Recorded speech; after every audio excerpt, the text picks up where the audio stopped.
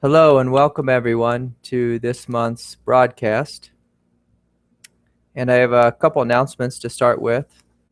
The first one is that I will be teaching at Vegan Fest in Asheville, North Carolina in a month. So actually more like 3 weeks, June 11th and 12th.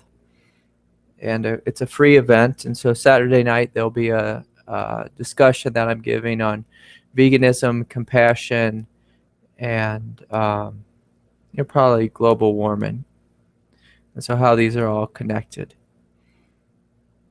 And so it'll be a talk about basically our responsibility as individuals, as spiritual individuals on this planet, and what it means to be awake, what it means to live from the heart of compassion, and how that impacts our diet and our way of life in the world. And of course, I'm not the kind of individual who enjoys proselytizing or pushing ideas on anyone, but it will be a talk about, it'll be a challenging individuals to look at diet and look at our effect on the planet and how we are all interconnected.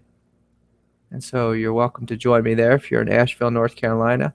That'll be on Saturday and Sundays. I believe Saturday night there'll be a talk and maybe a panel discussion with some other spiritual teachers about Buddhism, compassion, veganism, vegetarian diets, these types, and the environment. So these types of things, and that will continue on Sunday, the 12th. I'll probably also be giving another talk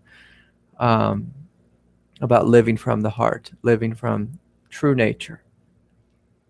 Also, I will be teaching at Beach Mountain Resort at Alive and Fest, and that's also in North Carolina in August, and that'll be on the 12th through the 14th.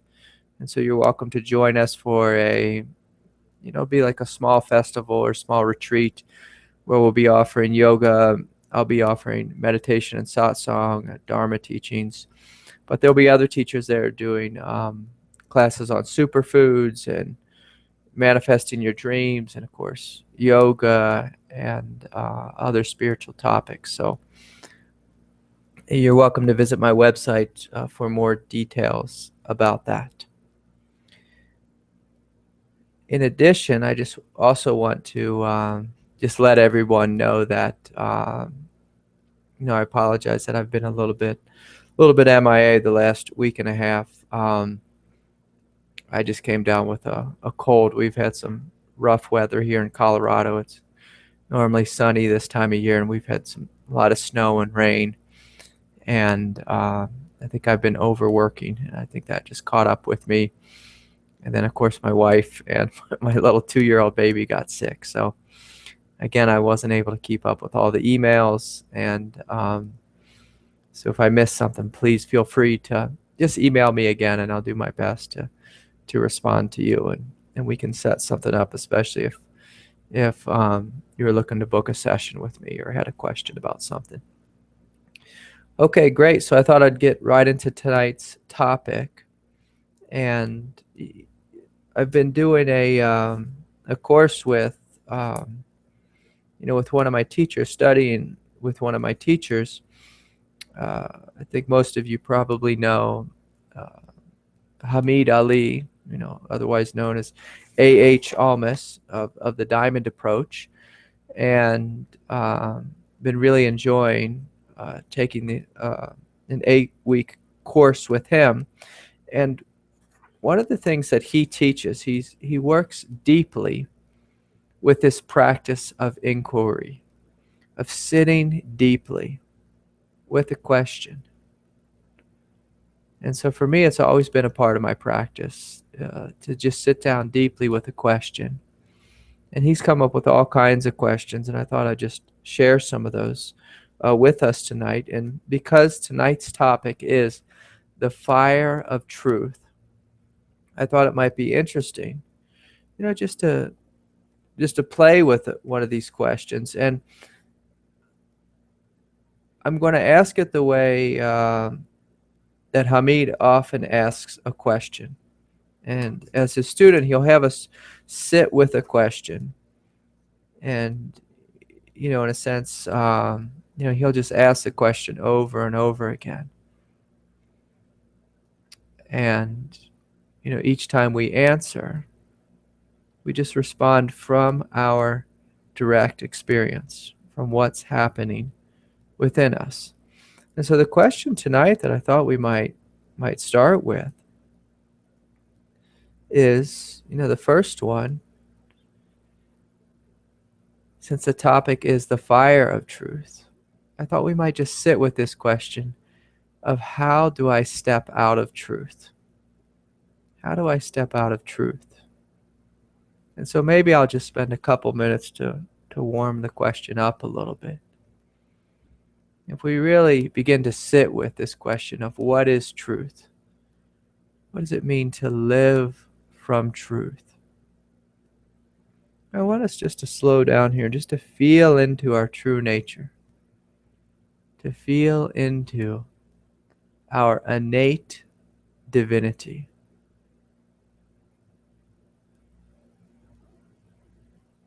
Just if we could just stop right here in this moment and take a break from our mind, take a break from our emotional world.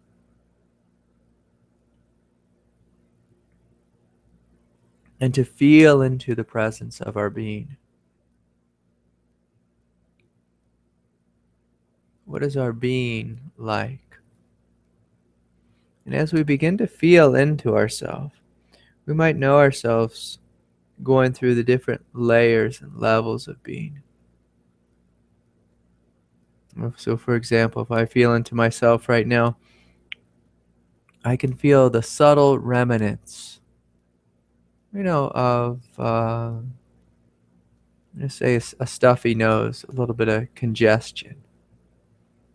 And that might be the first thing I notice. But if I feel into myself a little bit deeper, I'll notice, okay, there's probably some thoughts here and there. Actually, my mind is quite blank right now, but in general, for most people, when we're feeling into themselves, into ourselves, we tend to feel our physicality, our mentality, our mental thoughts, and our emotionality. But say we feel, deeper than the physicality, deeper than the mental thoughts, deeper than the emotions, we begin to feel a fundamental sense of aliveness. And so if we just sit with that for a moment, what is that aliveness like? How big is that aliveness? Does that aliveness have a beginning or an end?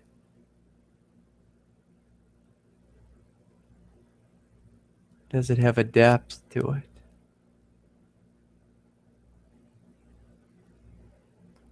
Is there a spaciousness within this aliveness? Is it mysterious? By mysterious, I mean, most of us, when we sit down and we think we know what we are.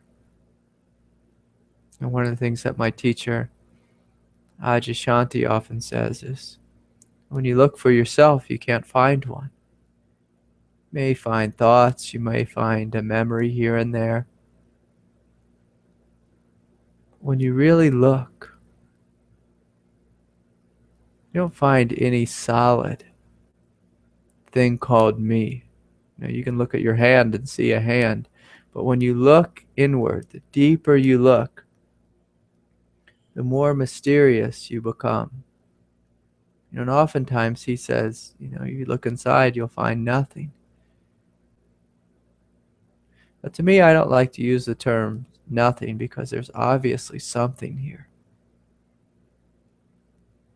But that something is not necessarily a thing.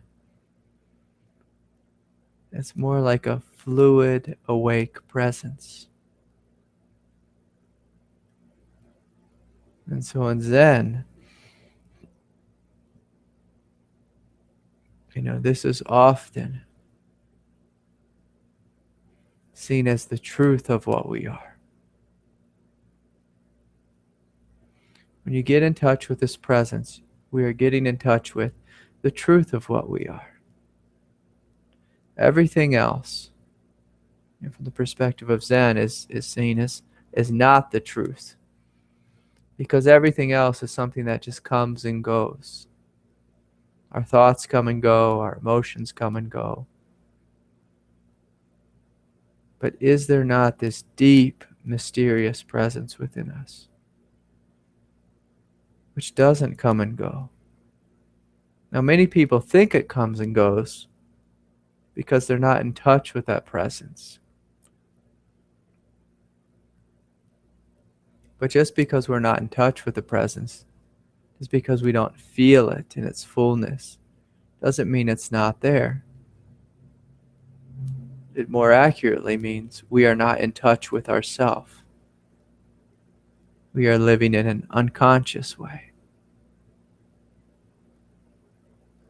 And so if we can just begin to feel into ourselves this radiant, luminous sense of aliveness, and we begin to ask ourselves, so here's one of our questions, a question of inquiry that was, in a sense given to me by one of my teachers here, and I kind of tweaked it a little bit for tonight's broadcast. But the question here is, how do I step out of truth? How do I step out of my presence?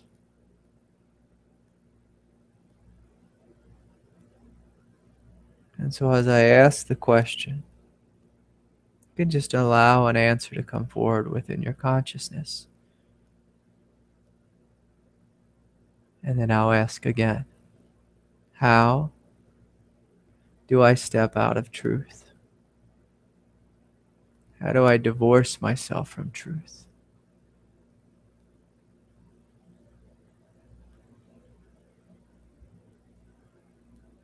And as you allow your answer to come inwardly, we also want to allow a part of you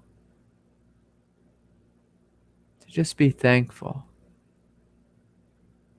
To be thankful that you can see clearly how you step out of truth. And so I will ask again. And each time you can come up with another answer, perhaps a deeper answer, a more subtle answer. How do I step out of truth?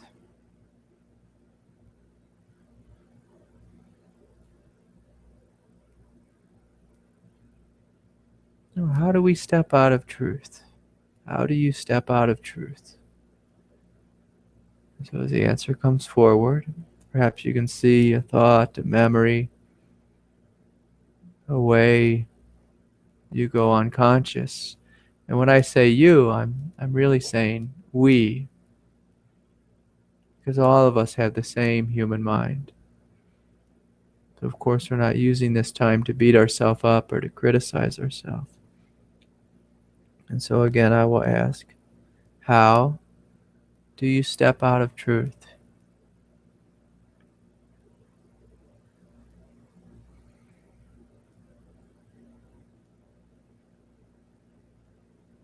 And again, we say thank you, as we see the different ways that we step out of truth. I'll ask again, how do you step out of truth?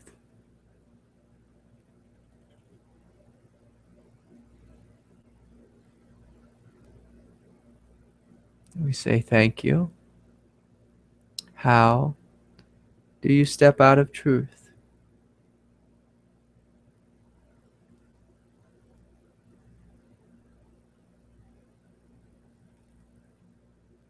And then we say thank you. And then I'll ask one more time. How do you step out of truth?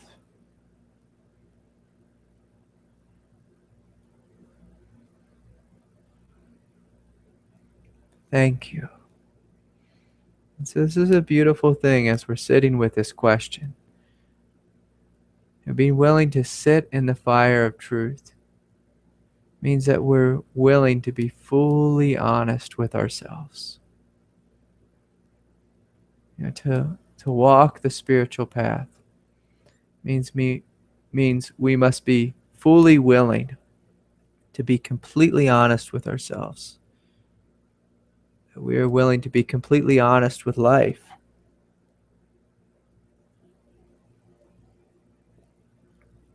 So it's a great question.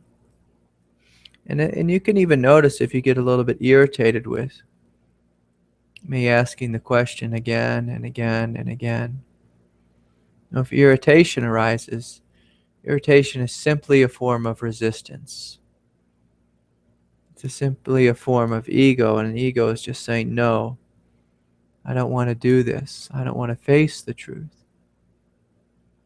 But if we continue walking into the fire, that resistance will be burned up. And in its place, what we will discover is our true nature, is our innate divinity. That's all resistance does, is it masks us from our open-hearted innocence and goodness. And oftentimes resistance will come forward because it thinks, I need to defend myself from life. But we're just asking ourselves a question. We don't really need to defend ourselves from anything in this moment. There's nothing here really to be frightened of. And so Hamid oftentimes when he asks us one of these questions, he'll have us sit with this one question for 10 minutes. And perhaps we'll do it with a partner. Sometimes we'll do it with an iPhone, and we'll simply record our responses and listen to them later. And then the next question we may ask ourselves is, how do I experience myself as truth?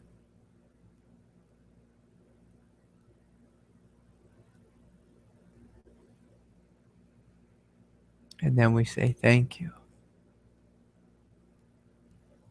And so we ask again, how do you experience yourself as the truth?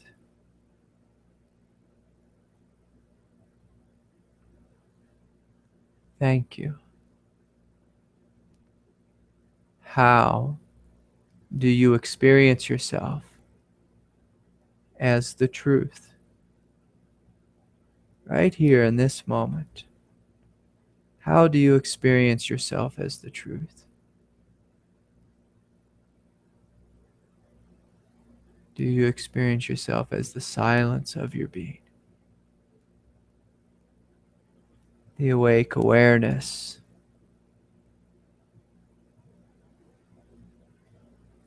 Do you experience yourself as vast, loving, mysterious presence? Do you experience yourself as love? As unity consciousness? As oneness? As simplicity? As peace? So I ask again, how do you experience yourself as the truth right here in this moment?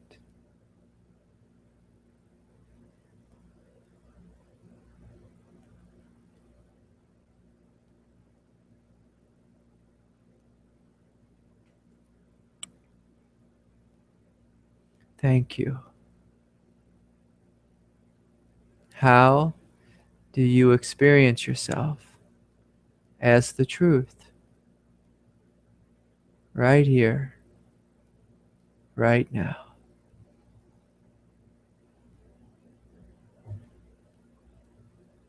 Thank you. How do you experience yourself as the truth in this moment?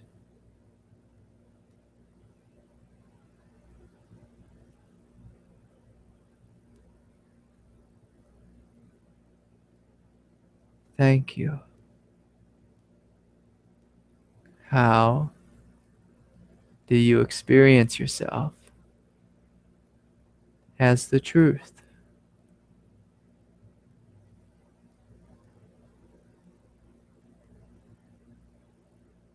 Thank you. So how are we experiencing ourselves? How are we experiencing ourselves right now as the truth? To live in the truth, we must be in touch with our direct experience. And so oftentimes in these classes I will guide a short meditation. And so I would encourage you to join me here as we feel into the different aspects of our body, the different aspects of our form. And just notice, how do you experience yourself as the truth? And so I'll start down in the feet. If your eyes closed, and if you feel into your feet, feel into the consciousness and the presence of your feet. How do you experience yourself as the truth? In the bottom of the feet, the balls of the feet, the ankles, the toes, the calves, the shins, and the knees. And if you bring your awareness into this part of your form, this aspect of your form, you'll notice it's a very gentle sense of aliveness, a quiet presence of divinity, in the most humble of places, right here in the ball of the feet, the calves, the shins, the ankles, the toes, the knees. And of course, we can include the thighs, the inner thighs, the hamstrings, the pelvis. You may notice different places within your body feel tight, feel tense. And as we bring a sense of awareness here and awaken the awareness within this aspect of our form, just ask ourselves, how do I experience myself as the truth in my thighs, my pelvic floor, my pelvic bowl, my hips,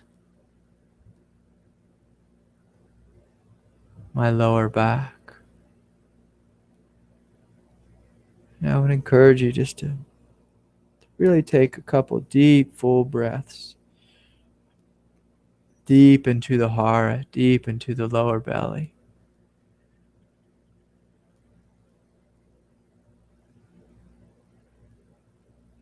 Giving yourself full permission just to relax your being, relax your body, and to feel a deep sense of truth in the lower belly,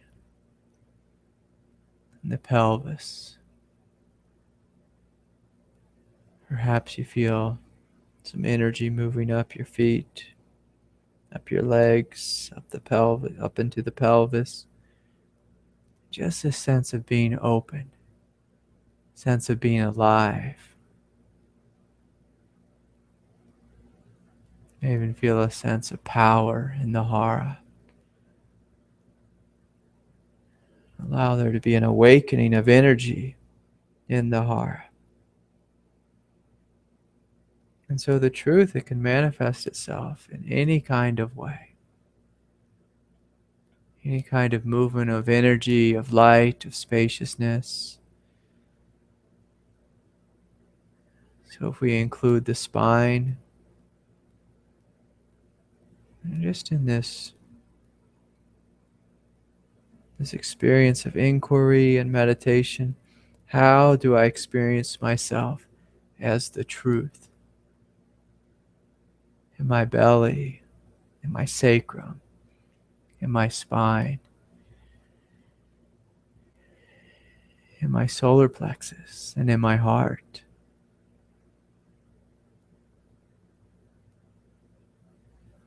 What is the truth of my heart like? Is it vibrant? Is it alive? Is there perhaps a gentle sense of love there? So we're feeling into the heart, just breathing into the heart, awakening in our heart.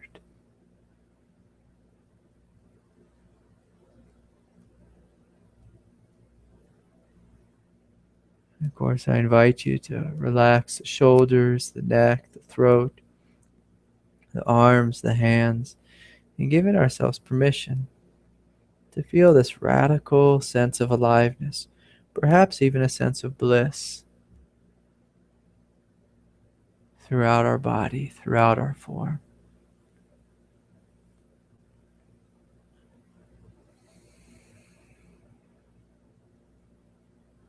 We will ask ourselves again, how do I experience myself as the truth in my heart?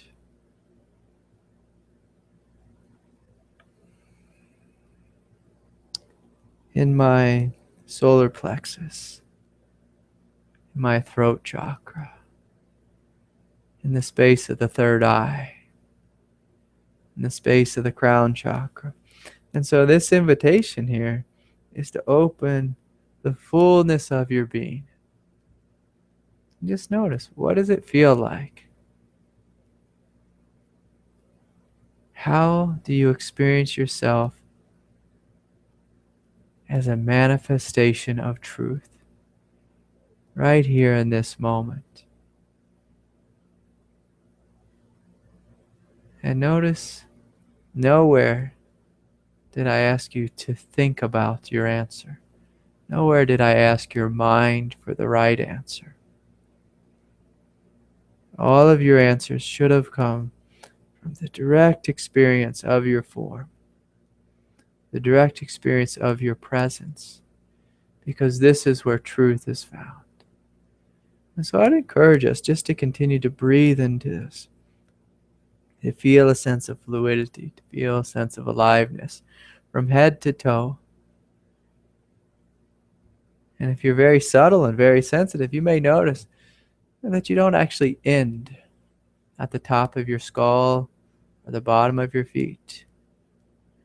That your presence goes out beyond the top of your skull, beyond the skin on the bottom of your feet. Your presence goes out beyond, far beyond, and it melts and merges into the spaciousness of the room, the spaciousness of the sky. And so to step into this fire of truth is to really ask yourself, how do you experience yourself as the truth? Again, we don't ask our mind, we don't ask our emotions how we experience ourselves as the truth. Our mind will think of the right answer, a non-dual answer. I meet with lots of people throughout my work week, and I will ask them, what's going on with them? What's going on in their inner experience? And they will parrot back to me. Oftentimes, an individual will parrot back to me something they heard. And perhaps something they heard Rupert Spira say, or Adyashanti say, or something that I have said. I say, no, I don't want to hear that. I don't want to hear a repetition of someone else's teaching. I want to know what's happening within you directly, within you specifically.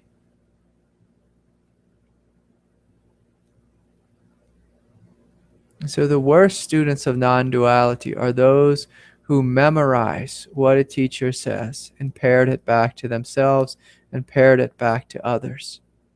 And I hope people know what I mean by parrot it back. Like repeat it back. Repeat the teacher's words back. I am the vast space of awareness, or some some BS.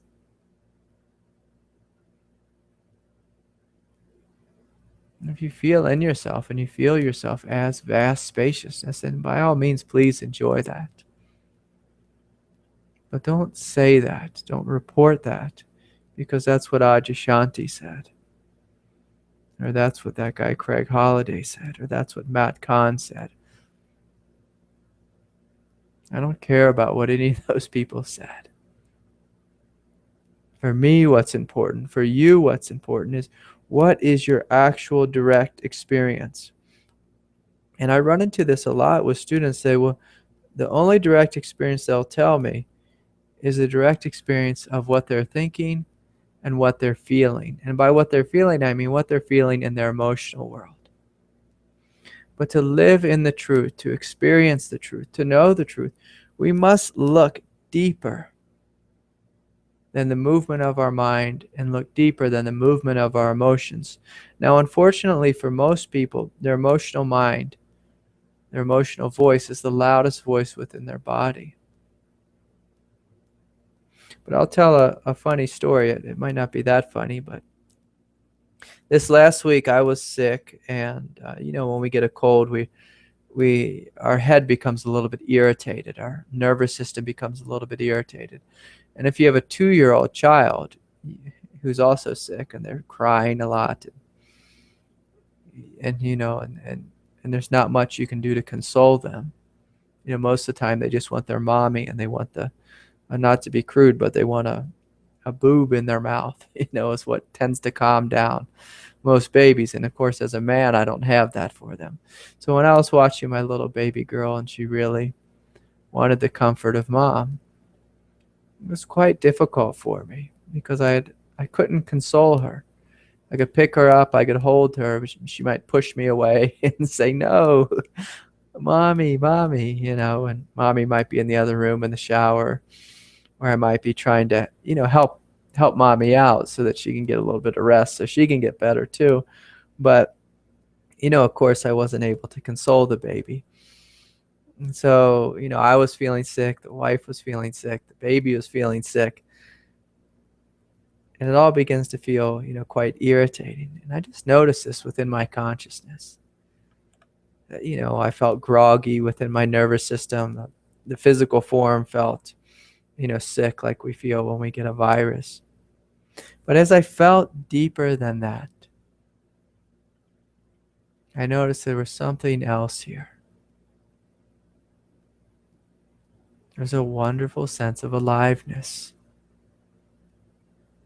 a sense of wholeness, a sense of total okayness. And I'll say this, and this is often shocking to a lot of people, I also felt the experience of bliss. And these experiences that I'm speaking about, the bliss of wholeness, of aliveness, of vastness, these aren't experiences that come and go. These are my true nature, just like they are your true nature. They are all of our true nature. But our true nature, it doesn't mean anything to us unless we are in touch with it, unless we are connected to it, unless we are awake to it and aware of it. And so is it possible to experience bliss, vastness, spaciousness, emptiness, freedom, a great okayness, and be physically ill and have a crying baby and a struggling wife? It absolutely is. So the further we walk on the path, the further our experience becomes multidimensional. Of course, none of us are going to get rid of our humanity. Even the great Ramana Maharshi, he struggled with his cancer. Every great sage, every great teacher will get ill at times and die of this or that. But because they are rooted in their true nature, the suffering tends to be less. The pain is small in comparison. And so this willingness to step into the fire of truth often means a willingness to continually acknowledge our truth, to continually acknowledge our goodness, our innocence, our beauty, our divinity, despite our humanity, despite our struggle, despite the thoughts we're having or the irritation we are experiencing, or the sadness or hurt or heartache. Because that's the other thing I can admit. This last week was also the 1-year anniversary of the death of my father, and so I noticed myself. Felt sick. I felt sad. Had some moments of grieving come forward of my father, and because I'm in touch with my true nature, rooted in true nature, there was a sense of okayness with it all. But the okayness comes only after we are willing to fully feel, to fully experience everything within us, without pushing it away, without fighting with it, without trying to get rid of it. I met a lot of individuals in the last couple weeks who are trying very hard to outrun their pain, trying to escape life, trying to think that they could do something in their mind to outsmart their pain, outsmart their experience. They thought that they could hide out within themselves in some place, or they could do some special non-dual trick to get rid of the pain, that they could do something to end the pain. But at some point along the journey, we realize that none of these things work. All of them are sophisticated ways of avoidance. But to truly live in the truth, to truly step in the fire, means we must be willing to get burnt. We must be willing to feel the heat. We must be willing to allow all the ignorance, all the samsara to burn up within the light of our own awareness. And so it takes an individual who is courageous and who is mature. And by mature, I mean an individual who's willing to sit with pain and not to run away from it, not to avoid it, not to think we're going to outsmart it with some psychological technique or some spiritual healing technique where we're going to do a 1, 2, 3 trick and get rid of the pain, and it will be completely transformed. We just say this mantra 1,000 times and it will disappear. Those things tend not to work. But if we sit with the pain fully, what we'll find is that pain, it will begin to soften, it will begin to break, it will begin to crumble. Every illusion will crumble, will fall apart, will dissolve within our own bright light of awareness. If you sit with something long enough, you will see through it. One of the beautiful things about the spiritual path is long meditation retreats. I've been on a lot of long meditation retreats.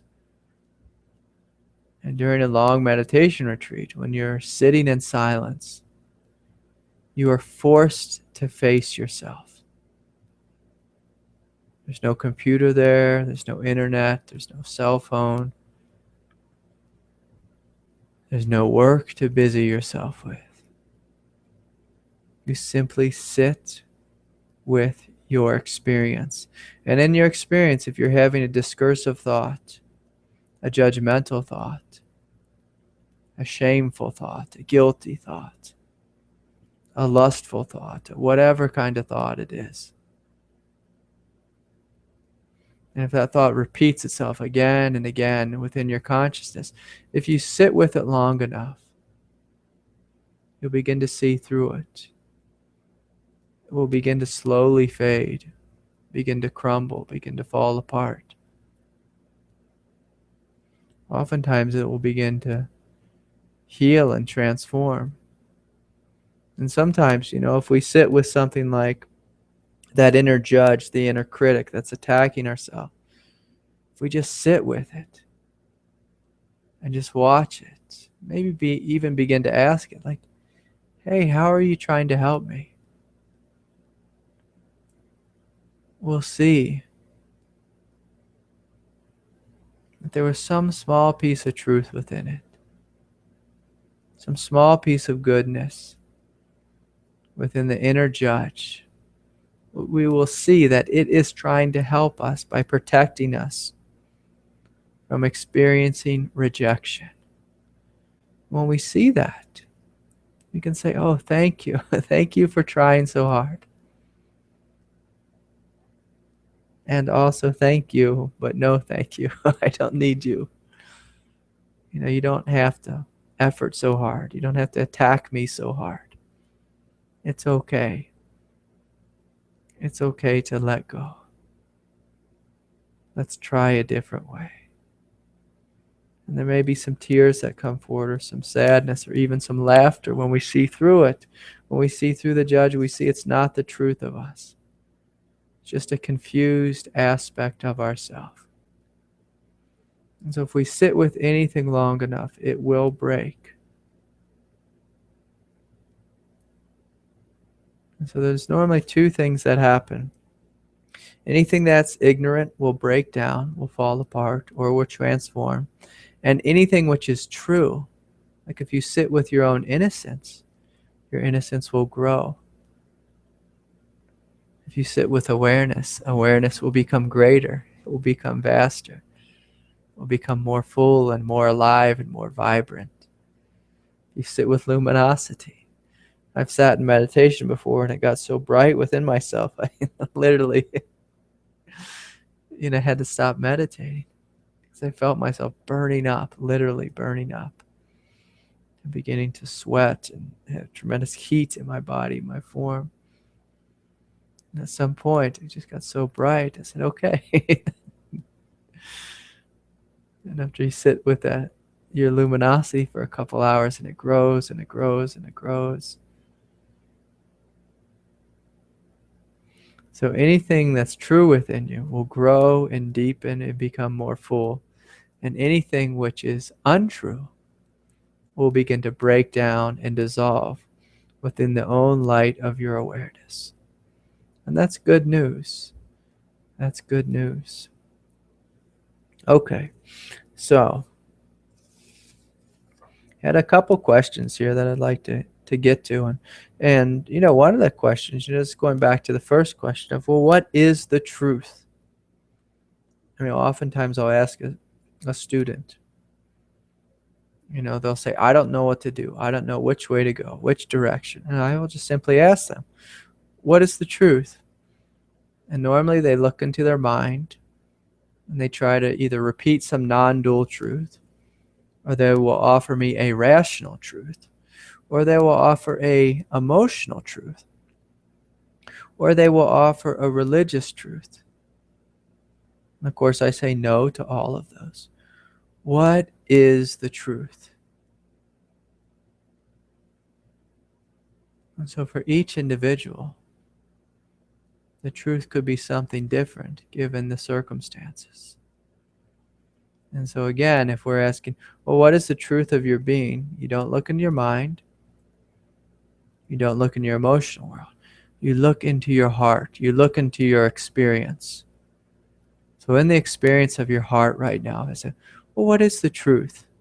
What's the truth of your heart? What's the experience of your heart?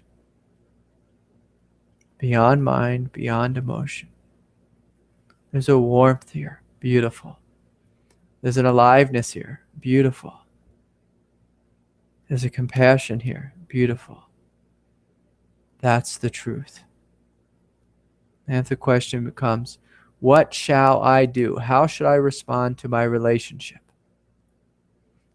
So then I would say, if you feel into your heart, if you feel into that warmth and sense of compassion within you, how would that compassion, how would the intelligence of the compassion that is your very nature, how would it respond to the situation? And oftentimes a student will say, well, I don't know. And I want to encourage you to look deeper. Normally when we say, I don't know, in reference to our heart, we're not actually asking our heart. We are asking our mind. And our mind is being honest and it's saying, I don't know.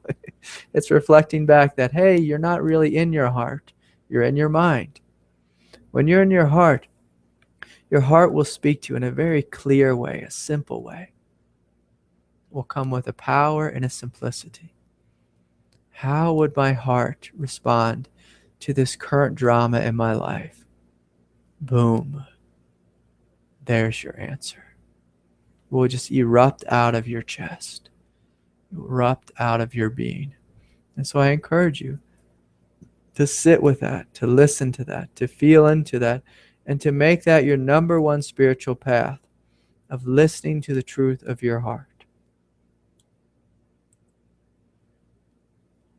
And again, the truth of the heart comes with a power. It comes with a simplicity.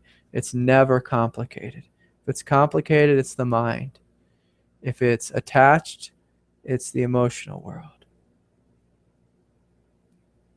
If it just rings true like a bell, it's the heart. Okay. We've got a lot of questions about, what should I do? And so it's all about discerning. And discerning is stepping out of your mind and into your heart and literally feeling into your chest area, asking your heart, what should you do?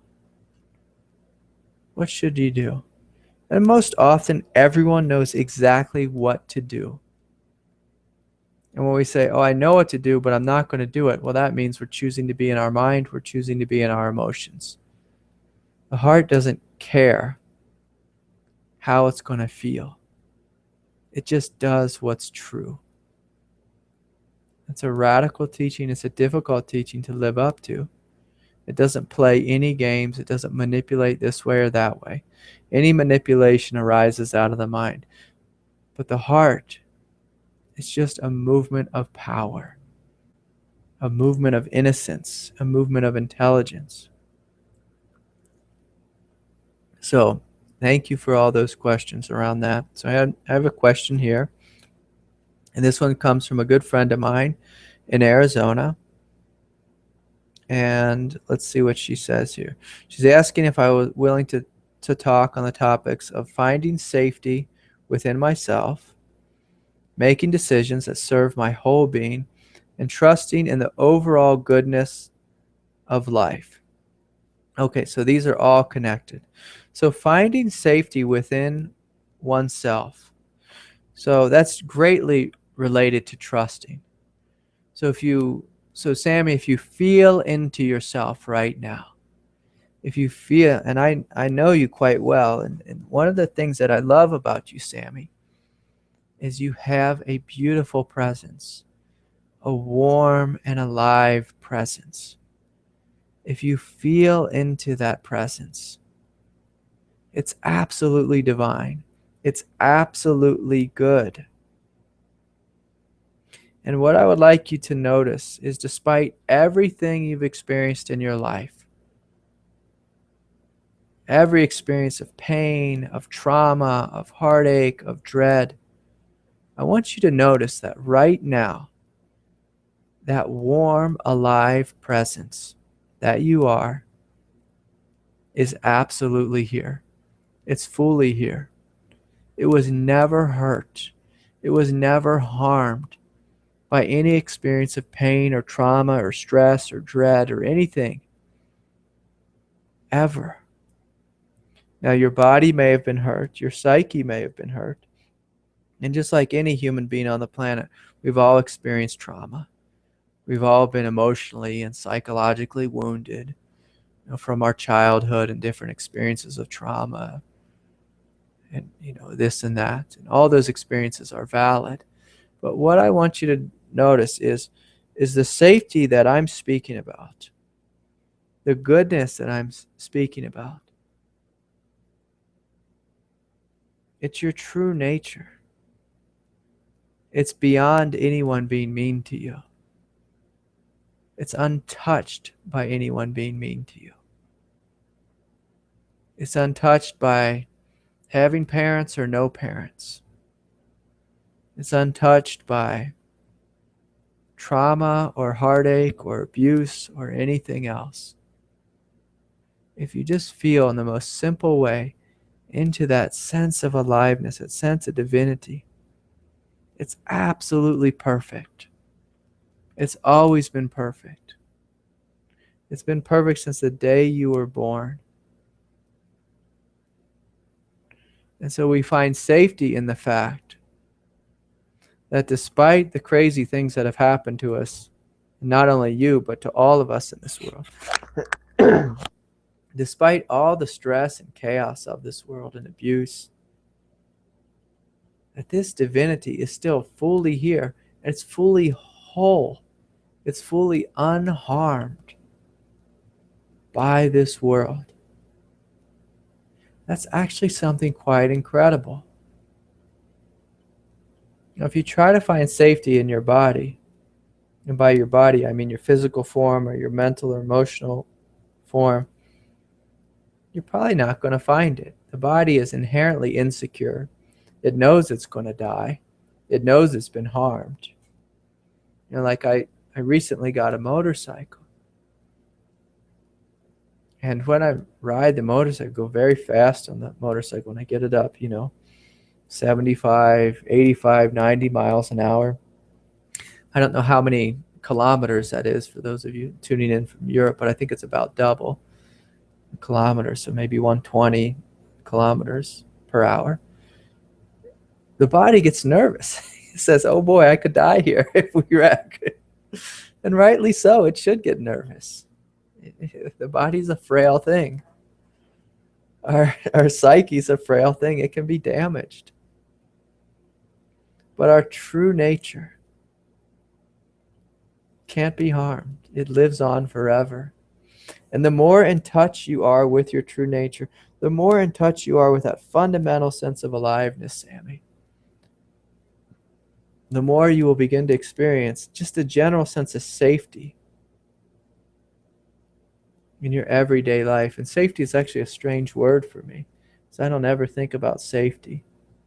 It's more experienced as like an indestructibility, like what I am is life itself. The aliveness in me is the aliveness in you, is the aliveness in the flowers and the trees. And this aliveness is everywhere and in everything. And so I encourage you more and more to get in touch with this. And so one of the fun ways, or the easy ways to get in touch with this, is just to place a hand on your heart. And I like to do, if it's warm out, or if you're laying in bed, you can do skin on skin. So you just put the palm of your hand right on top of the skin of your chest and not have any clothing in between. And you just feel the warmth of your heart's radiance, the warmth of your hand. And if you close your eyes, you'll feel the two merging into each other. If you breathe into your heart, just feel the goodness and the innocence of your heart. And just notice, is it true what that silly guy Craig is saying? Is it true there's a sense of warmth and aliveness and innocence within me? I can say it's true because I know you quite well. And you have a beautiful presence. And the more any of us get to know ourselves, we will discover our presence is absolutely beautiful. One of the things that I'm overcome with each time I meet with an individual is how beautiful they are.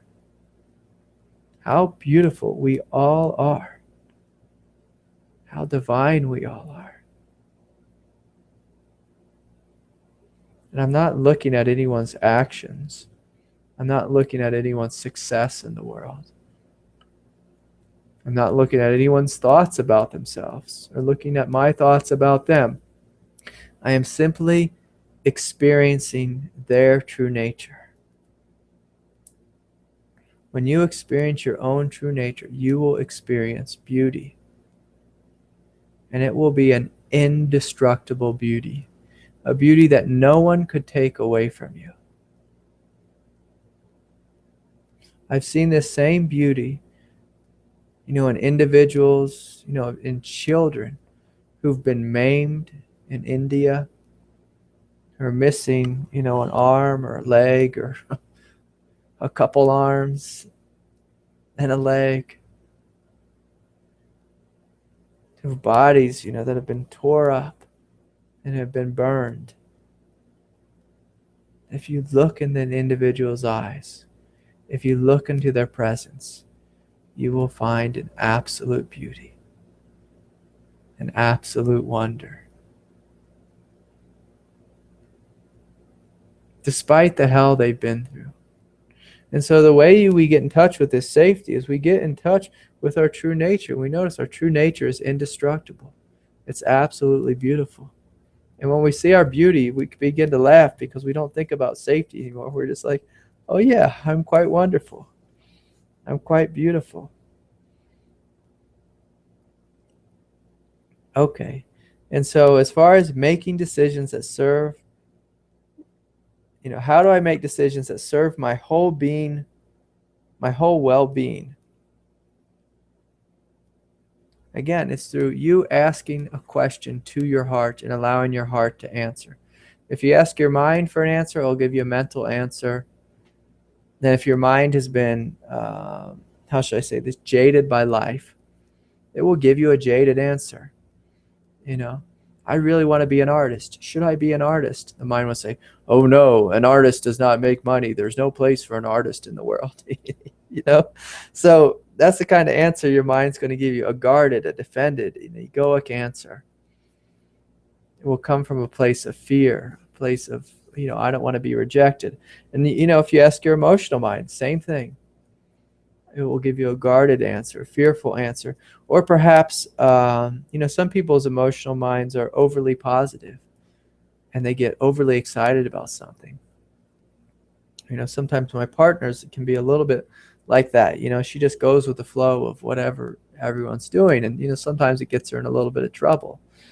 I found myself, in situations like that before too. When I don't listen to my heart, I listen to an emotional aspect of myself, and I walked into a place of trouble. And you'll notice that, like your life will become dramatic or painful if you don't listen to your heart. If you do listen to your heart, you will live more in the flow of the goodness of life. If you're listening to your heart, is listening to the deepest voice within you. What should I do? I should go to school. Boom. That's the answer. What should I do? I should hang out and do nothing for a summer. Okay. You listen to that.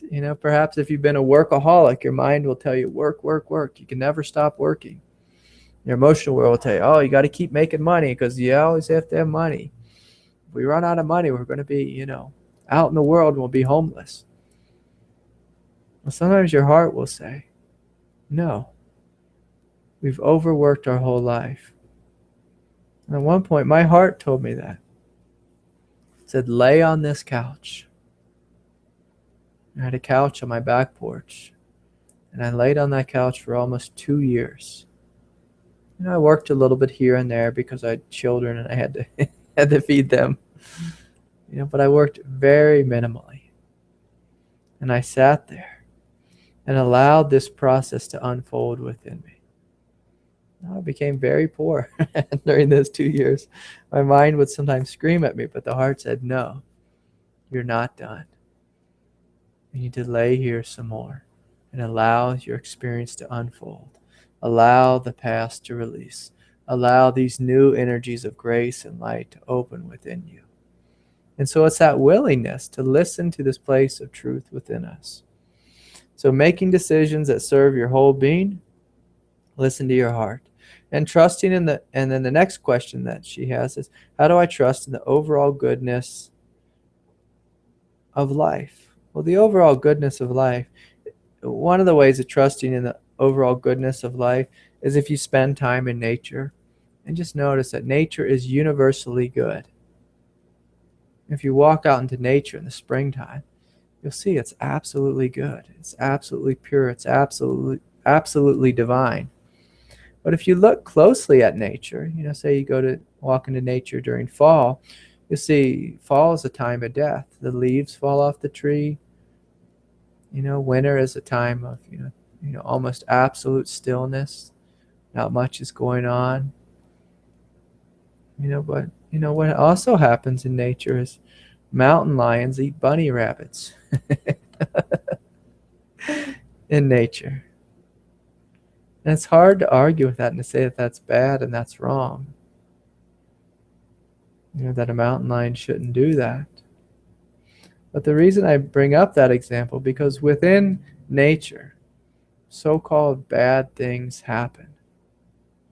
But if you look at nature as a whole, you see that overall it is good. Overall, it is a movement of life. It's a movement of life. And even though death happens in life, life is what continues. Death is a momentary experience. But life is what continues. And so, to trust in life and the goodness of life, we must look at the whole picture, the vast view. There's times when I drive across the desert, and when you drive across the desert, you see and especially where I live, there's, Native American, Indian reservations, and we drive through some of the reservations, you'll see extreme poverty.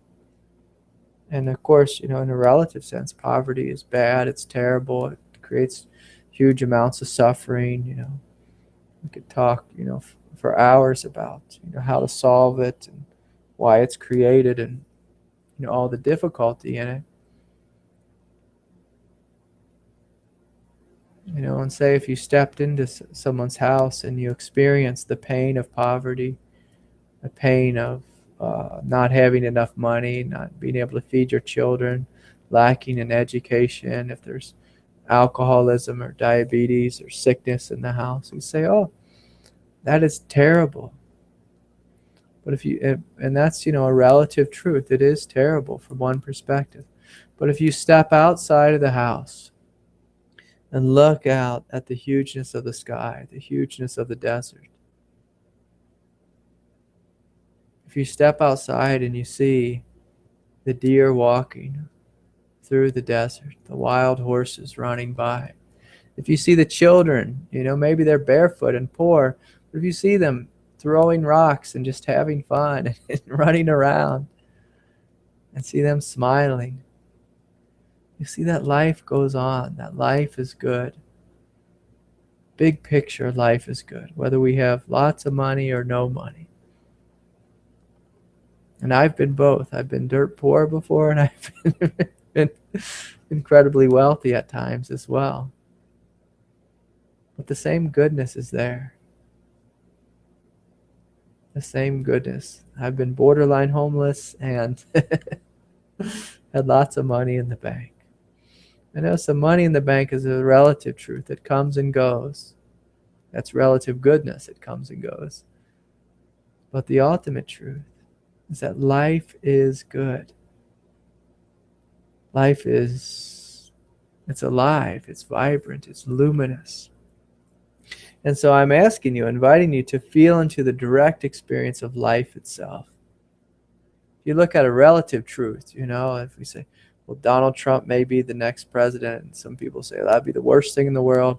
Other people say that'd be the greatest thing in the world. Again, that's relative truth. But the absolute truth, life will go on with or without Donald Trump, with or without Bernie Sanders, with or without Hillary Clinton or whoever else, may lead this country. Life is bigger than that. And so when we're asking, is life good or is life bad, you look at the bigness, the fullness of the picture. You look anywhere relative, and you'll have a relative experience, good or bad, painful or pleasurable. But to live in a non-dual truth, we must stand back and look at the whole perspective. And so if we're going through a hard time in our life, I encourage us to not look at just the hard time, but stand back and say, what is this hard time teaching me? Is it helping me develop strength and compassion? Is it helping me to discover my indestructible nature? The only way we discover our indestructible nature is through facing overwhelming pain and hardship and outliving it. Is that a good thing? Hell yeah, it's a good thing. In the moment, is it a painful thing? Hell yeah, it's a painful thing in the moment. Absolutely. So thank you for these questions. And one more here. How do I work with loving people who embarrass me? That's a tough one. So I don't specifically know what you mean by that. But the general sense is loving people is all about seeing the goodness of their heart. You don't look at people's actions and love them because they act good, because that's dependent love, conditional love. But if you want to step into unconditional love, you love people for their essence. And if you ever just take a moment and look directly into someone's eyes, you will see their innocence. You will see their divinity. If you look at someone's actions, you will see relative goodness or badness. They may be bad in the moment, or they may be being good in the moment. But if you love them in a relative way, that's conditioned love. To love someone unconditionally, you love their divinity and you forgive their actions. And I can say this personally. The way I've learned to love everyone is through finding, how shall I say this? Through sitting in meditation, I've been able to find every terrible thing that anyone could ever do. I was able to find it within myself. Meanness, vulgarity, violence, craziness, ruthlessness, bitchiness, whatever it is, the thief, the liar, the cheater, the whatever it is. There's one human mind on this planet, and we all do it. We all have it. The only thing that separates us from the criminal in jail is that either we didn't get caught or we didn't act out those thoughts. But guaranteed, we've had those same thoughts within us, or similar thoughts. We've all had thoughts of stealing, of being violent, of harming someone. We all may not have the inner serial killer within us or whatever that is, but all of us do have within us violence and greed and judgmentalism and hatred and anger. There's a difference between us and the criminals. We haven't acted those things out. So anyways, thank you for these questions. These are great. So we love people through connecting with their divinity, seeing their divinity. And also from a place of compassion, we notice that anything that they've done, we probably have had that thought within ourselves. We're wise enough not to act it out. Okay, so here's a question I have. I'm going to try to wrap it up here. I got a couple more questions. Here's a question I have from, I think it's Michael. It might be Mikkel from Sweden. I do not feel that the Vedic scene feels whole and organic, that these teachers actually miss the many people's lives perspective where we grow, mature, and finally reach full enlightenment. I know you have had Adyashanti as a teacher, but do you think there is more to the path than what he sees? Well, in regards to Adyashanti, I of course think he's a wonderful teacher, and is there more to the path than what he sees? The thing, and I've actually spoken to Adya about this. Oftentimes when Adya is teaching, he's teaching a very specific thing. And so whether it's Adya or Rupert Spira or, um, Hamid Ali or, whoever our teacher is, oftentimes the teacher is teaching a perspective for that evening or that morning or that time of day. And so they're teaching about one thing. If you look into the fullness of their life, you'll get to know that they have a fuller understand than what they're teaching in that moment. Teachers like, say, Bentinho Massaro, he has a very clear teaching path. I know Bentinho, and he oftentimes gets himself in trouble because people say, you make it too limited. But he's teaching a very specific teaching and a very specific truth. And so he's focusing on that truth and in a sense, hammering it into his students. And it's not that he doesn't see the full picture, but in a sense, he's sticking to his perspective to make a clear and concise point. Now, I often don't teach that way. I tend to teach more all over the place and have a very inclusive teaching that very much embraces our humanity. But there's something that happens that the more specific our teaching is, the more powerful it becomes.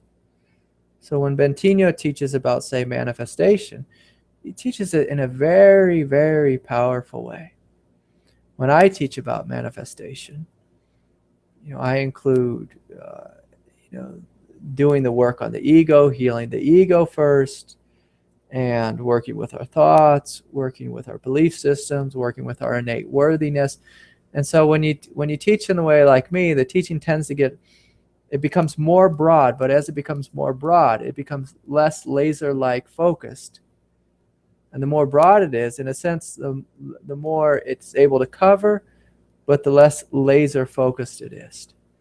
And so Adya sometimes teaches in a laser-like focused way. And so, no, I think Adya teaches from a full perspective. But, for an evening, he may tell you, do not believe your thoughts. And I've had students email me before, and they said, Craig, Adya said, don't believe your thoughts. Does that mean we're not supposed to believe any of our thoughts ever? No, absolutely not. If you hang out with Adya long enough, you'll realize, well, he says that too. You keep your practical thoughts. You just let go of the thoughts which are outside of the truth. So the thoughts that he says, don't believe your thoughts, they have to do with your thoughts that are repetitive in your mind. The thoughts that are repeating a story of the past. And just to notice that story is no longer happening. Can you be willing to let that story go? Can you be willing to let it go? Can you be willing to empty it out of you? But are there other teachers in the Neo-Advaita teaching scene who do not see the full truth? Absolutely.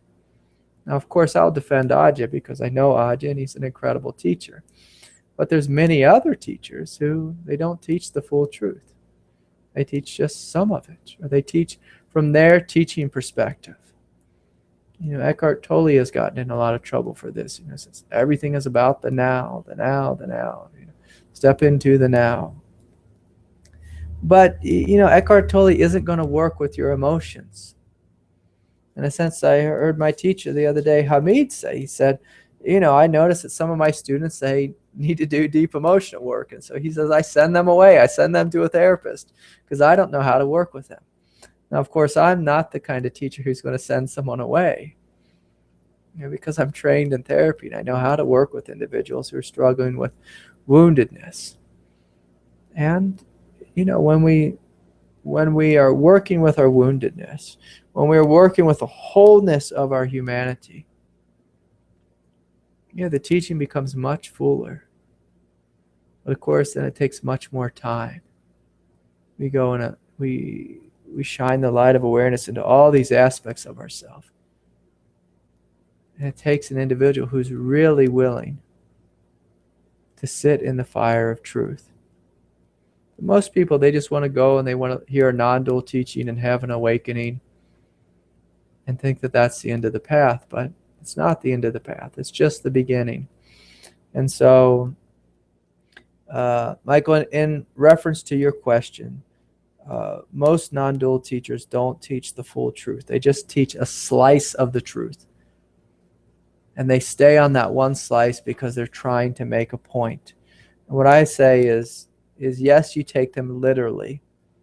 And then also, of course, you don't take them literally. So by that I mean, if you're sitting with Adya for the evening, he says, don't believe your thoughts. Sit there for that evening and notice the freedom that comes when you give yourself permission not to believe a single thing you think that night. But when your bladder tells you, hey, I need to go potty, by all means, get up and go use the restroom. That's the practical truth.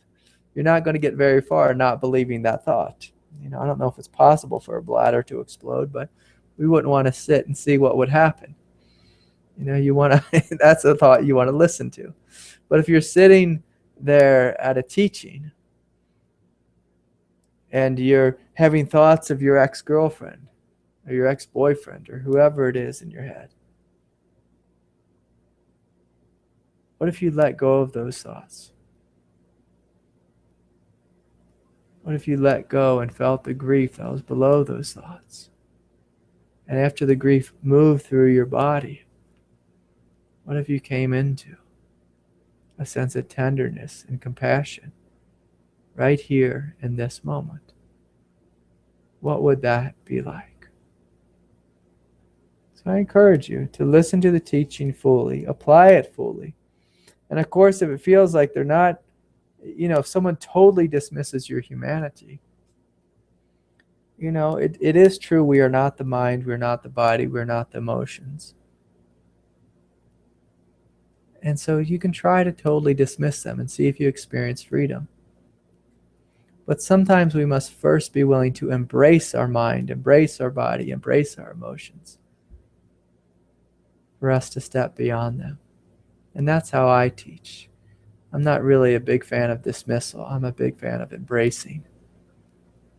Embracing with love and opening into deeper and deeper layers of ourselves. So that's a great question. Okay, here's another question I got. The last 12 years I've suffered from an existential crisis with anxiety and depression-like symptoms. I have a good, strong body and good health. Done a lot of testing, both conventional and alternative medicine during the years. I don't think I have depression. Could this have to do with spiritual awakening or something other than depression? Absolutely. And I work with a lot of individuals who struggle with these things. They will start the spiritual path, and there'll be this sense of existential dread within them, a sense of heaviness, a sense of weight within them. And, oftentimes it's old karma. It's, something mentally or emotionally we're struggling with. Sometimes as different spiritual worlds open within us, our consciousness can feel semi-depressed. And it's not really a depression. It's more like a confusion. I've awoken into worlds where, it felt like walking around in the dark. It felt as if the world was meaningless. There was no purpose here. Some people call it the void. There's different levels of the void. So yeah, it can be all different types of things. I mean, the best thing to do for this, for whoever the person was that wrote this question, is just to get a hold of me and we could do a session and we could go deeper into what your experience is. And of course, if you don't work with me, I encourage you to work with another teacher or a therapist and to really explore your experience and see what's there. What is this heaviness and weight about? For me, I carried around a tremendous heaviness and weight because I was just guilt-ridden, guilt-stricken, I think might be the word. I walked around living with incredible guilt for probably about 10 years of my life. 10 years, and it was happening before I went through my divorce process, but had to do with, trying to keep a marriage together that wasn't working. And I felt guilty because there was part of me that knew I should leave the marriage, but there was children. I didn't want to hurt the children. And so I just lived with guilt and fear. And it felt like I was walking around with 800 pounds of bricks on my body all the time. Tremendously painful. But through the process of embracing it and listening to my truth, that guilt was liberated. And paradoxically, afterwards, I didn't feel depressed anymore. I felt overwhelmed with energy, overwhelmed with light, overwhelmed with prana and chi, to the point of not being able to sleep at night. It got to be a little bit ridiculous.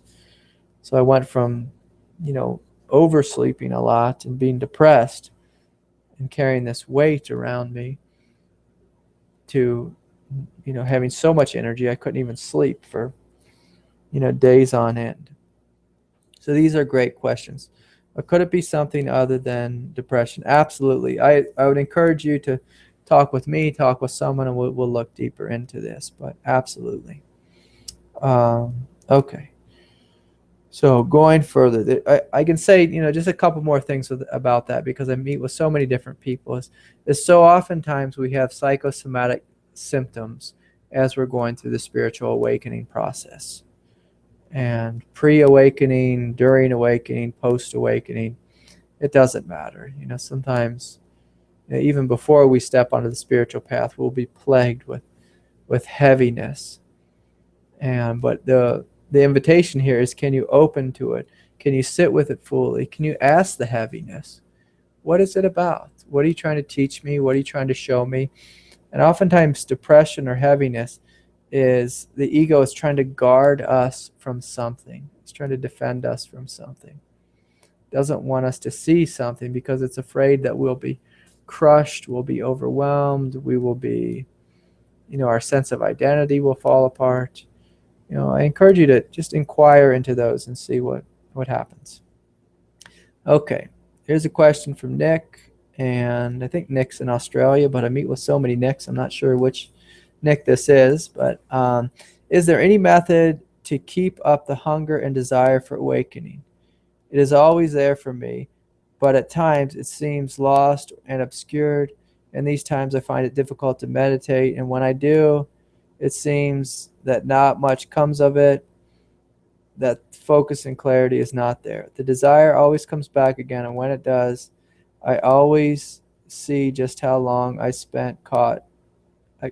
And when it does again, I see how long I was spent caught in the dream again. Much regards, Nick. Nick, great question. I think a lot of people struggle with this. So for me, one of the things that I teach is discipline. And the discipline is to sit every day, sit in meditation every day.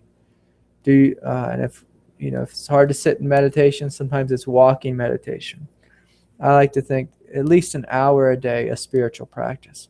So whether it's meditation or mantra or yoga or chanting, for some people, if we're depressed, sometimes, a walking meditation, a hiking meditation where you're walking out into nature in silence, connecting with the woods, connecting with nature, connecting with the hugeness of the sky and the aliveness of the natural world. That can be helpful. But just to have a commitment that no matter what, every day I spend an hour or 2 hours. For me, sometimes when I was younger, it was 4 hours a day. And now it just seems to be an all-day thing because I meet with so many students and just this has become my life. But, always reading a book, always having a spiritual book that you're studying, always having a mantra to say when you're walking, when you're driving, carrying around, I carry around prayer beads in my pocket or on my wrist or put them around my neck and, spin the beads throughout the day, spin the beads on my walk. Don't ever let the mind be idle. And in a sense, what, most teachers of the past have said is you just continually throw logs on the fire. And one of the ways of throwing logs on the fire is through having an active spiritual practice. Other ways of throwing logs on the fires, doing things like we're doing this evening, listening to teachings. So if you feel like listening to music, sometimes, listen to music. But, I find it appropriate to listen to different teachers, to read their books, to study them, and to just put it on, even if you're not necessarily feeling like it. And what happens is if you're willing to open to another's energy, oftentimes that energy is contagious. It could be helpful to be a part of a spiritual group, definitely. It could be